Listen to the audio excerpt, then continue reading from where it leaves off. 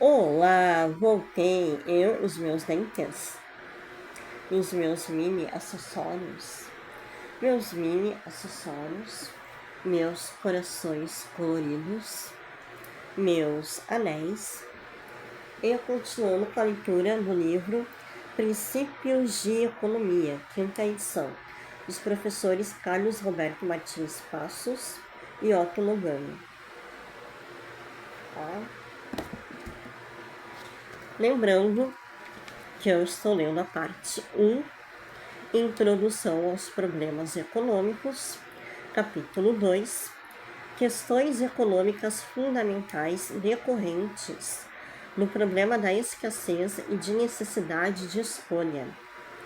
Número 2, a curva de possibilidades de produção, uma ilustração do problema da escassez e da escolha. Hoje é o último tópico do número 2, tá?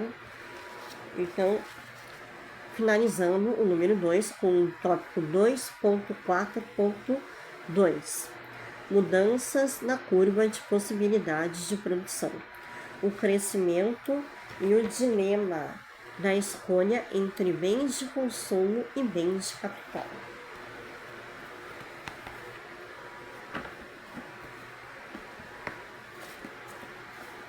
Tópico 2.4.2.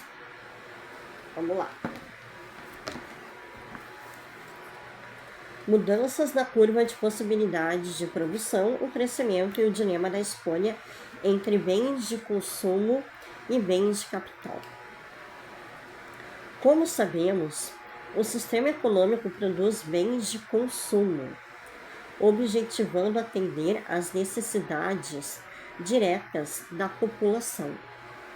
Produz também bens de produção ou bens de capital, destinados à produção de outros bens.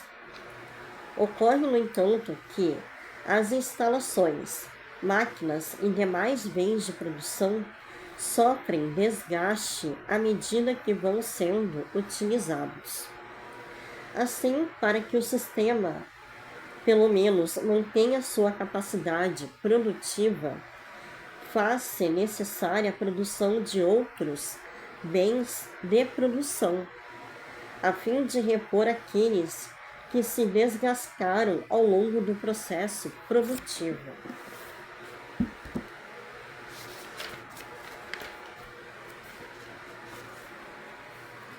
Além disso, é conveniente que a produção de bens de capital seja superior às necessidades de reposição, para que no futuro tenhamos aumento na capacidade de produção da economia, tanto no setor de bens de consumo, quanto no setor de bens de capital.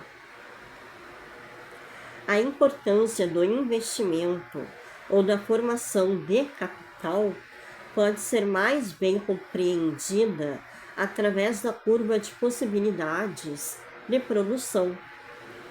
Observemos então a figura 6.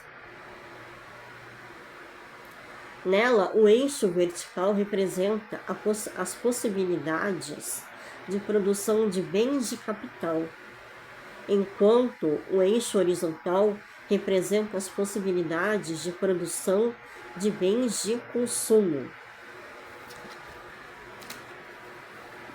Tá? Figura 6. Bens de capital, bens de consumo.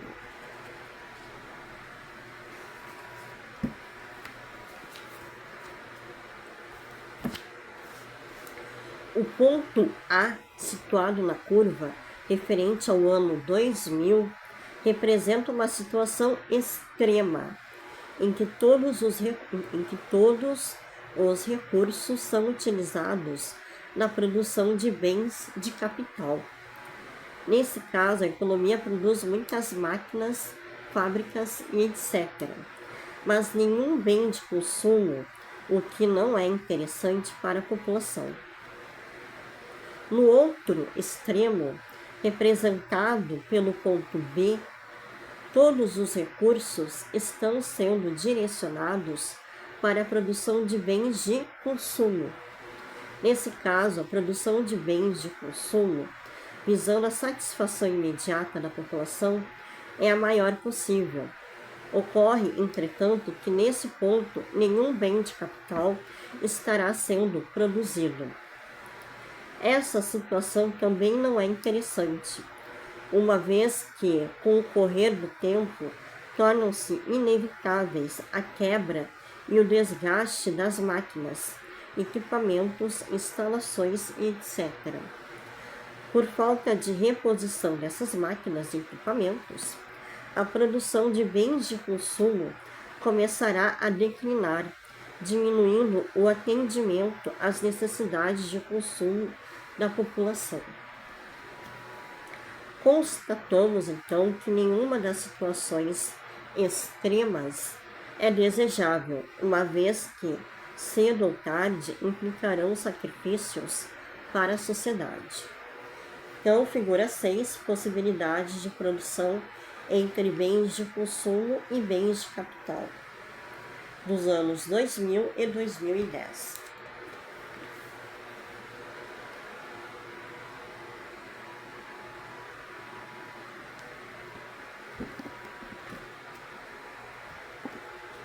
Então, vamos lá.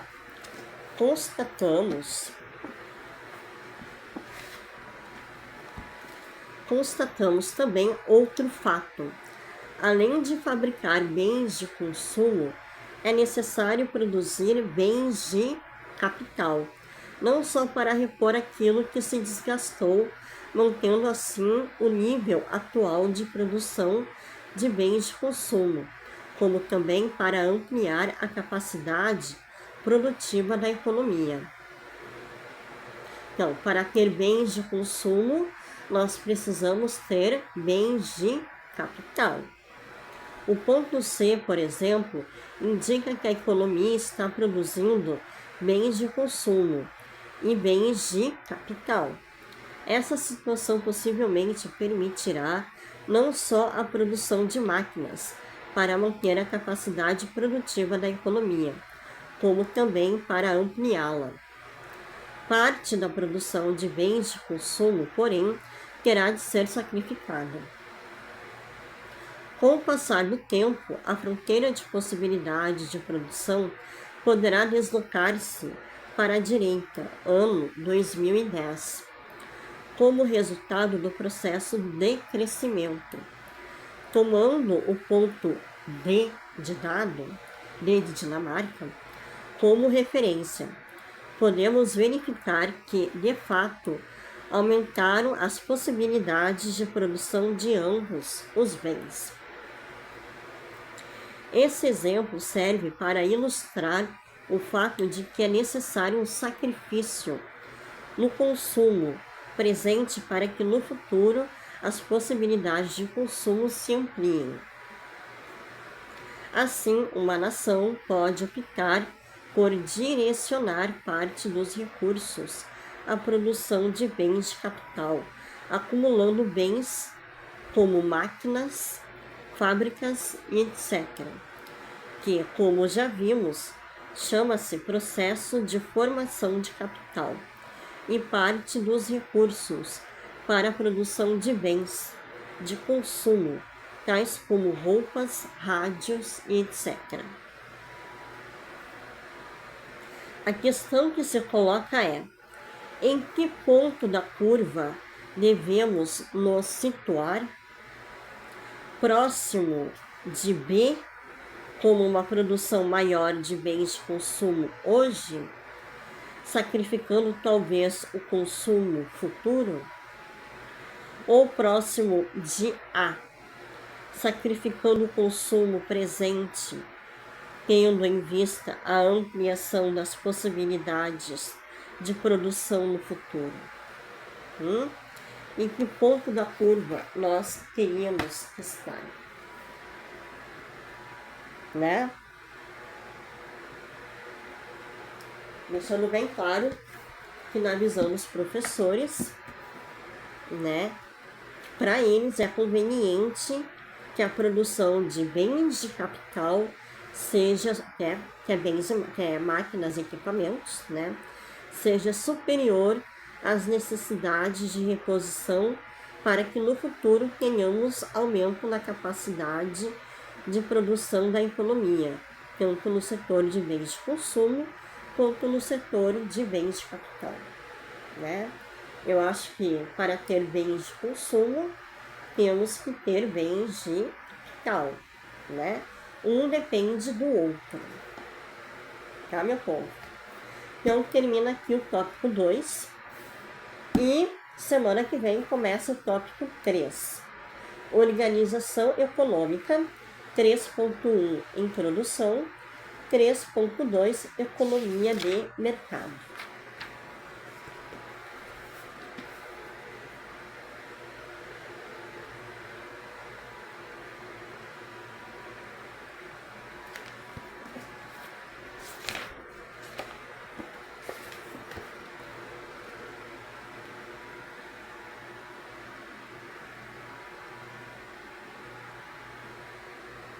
Tá bom, meu povo? Semana que vem, se tiver entrevista, eu volto com princípios de economia. E tchauzinho.